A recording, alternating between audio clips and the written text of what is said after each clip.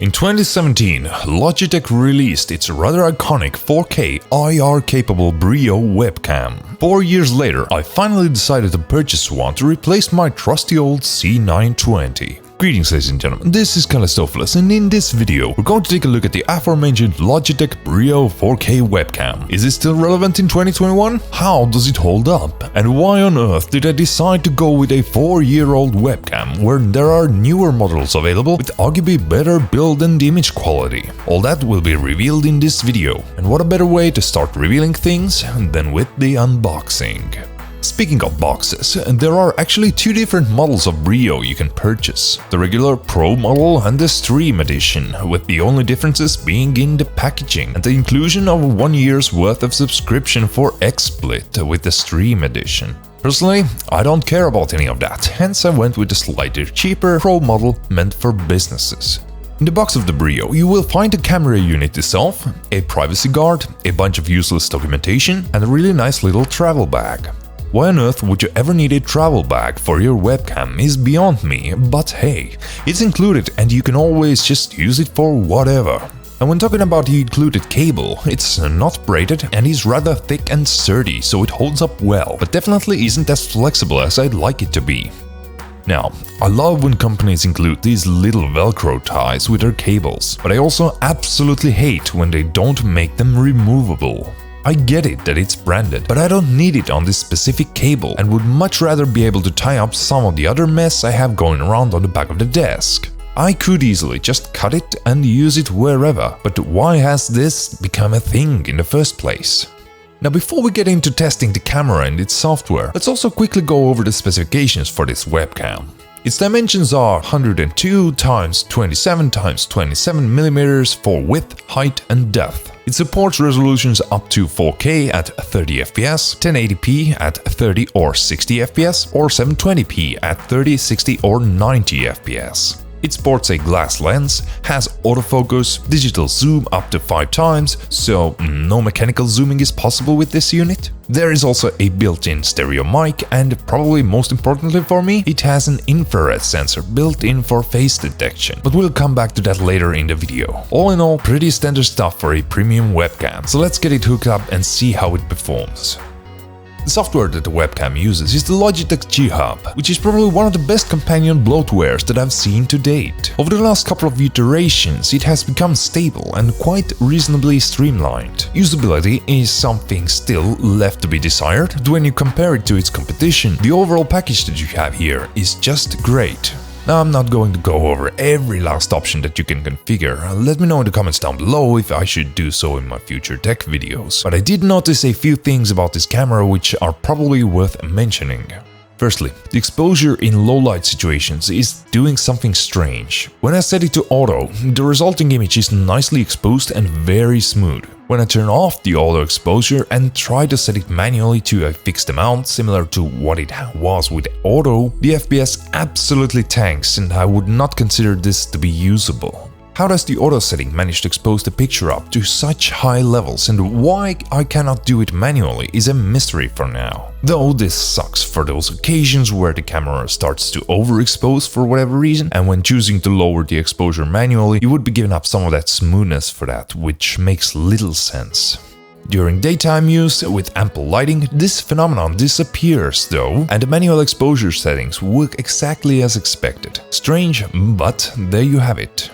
Secondly, the white balance of this camera is pretty cold. I noticed that when you're trying to use the auto white balance feature during daytime, you would pretty much look like someone who's currently going through a near-death situation through freezing.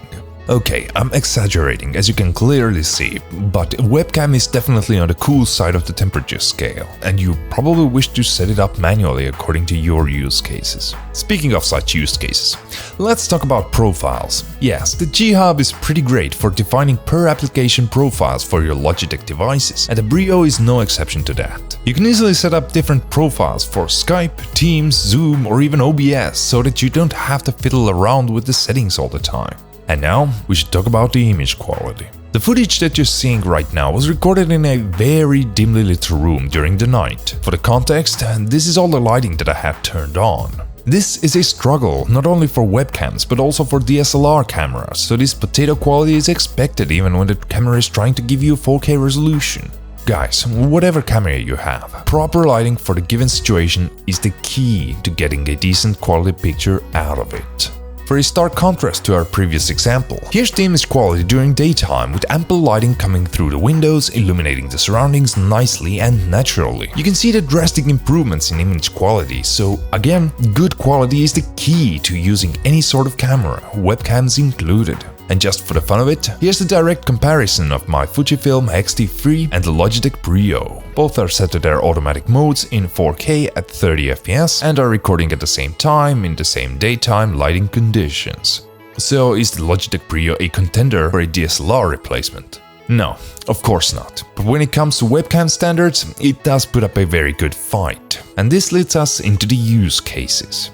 Guys, if you wish to get a really good quality footage or even a stunning looking face cam, then there is no denying that a proper camera should be the way to go. If you're on a budget though and want to something which would provide a good enough face cam for your streams or conference calls, have the ease of quickly setting it up and maybe even have an IR sensor for biometric authentication, then webcams like the Brio start making sense. When you blow up the image across the whole screen using the Brio, you can immediately start seeing the deficiencies of the webcam. But if what you're doing mostly involves your image being scaled down on the screen, like say when streaming whilst having a face cam, then the Brio can provide a very nice and crisp image. In addition to that, now we arrive at the point where I shall explain why I decided to ditch my trusty old C920 in favor of the Brio, even though I already have a Fujifilm X-T3 which I can use to grab some very gorgeous footage. The thing is that this whole working from home dynamic during the pandemic has made me appreciate the magic of biometric authentication. That to a degree, where I started to find the act of constantly having to type my master password for the password manager or the login password for my home PC quite tedious. Fingerprint sensors are a hit and miss when it comes to Linux support, and an IR camera is more of a safe bet in that regard. Brio has the IR sensor built in, and it can be used with both Windows and Linux. Bitwarden also has biometric support, so that too is covered, and as a bonus, I would look even more crisp during those long business meetings. Sure, there are cheaper options available than the Brio, but I really don't want any more bloatware on my computer than it already has, and since I'm not willing to give up on my dying G903 mouse, I'm already stuck with the Logitech's G-Hub software, which all things considered is actually pretty decent. But we cannot really end this video on a good note now, can we? Where there is this one thing regarding Brio which in all actuality annoys me quite a bit. Whenever the camera is being used by a program, the bright LED in front of the camera lights up. It is not strong enough to provide any real illumination to the subject matter, but it's just strong enough to be very annoying should the camera be placed somewhere directly in front of you. Suddenly, I feel very happy about the privacy shield which Logitech included with their packaging, as it can easily be used to mitigate this issue. So, to wrap things up, who is this webcam actually for and should you still buy it in 2021? I think that the overall package that you get with Brio is definitely worth looking into, and considering it's a webcam after all, it still manages to hold up pretty well even today. As a webcam, it is not really suitable for capturing footage or B-roll for your videos if you're a YouTuber, but it will do nicely as a face cam and provide a rather good image for a webcam, given that you have a play around with its settings. The inclusion of the IR sensor also really makes it easy to deal with any application which supports biometric unlocks. How safe and secure that is another question entirely, but for my personal home office use case, I'm absolutely loving it, and it was the main driving force behind getting this webcam in the first place. And just for completion's sake, this is how the mic sounds on the Logitech Brio. Not very good now, is it?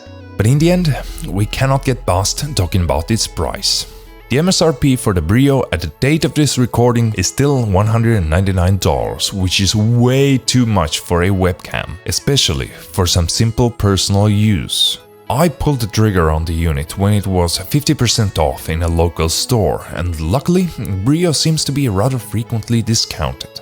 I would definitely not recommend getting this webcam today at its full price, as there are better overall quality alternatives already on the market. But if you're already invested in the Logitech brand of products with their G-Hub software, don't want to get any additional bloatware and manage to find this webcam at a reasonable discount, then it's definitely worth having a good look at.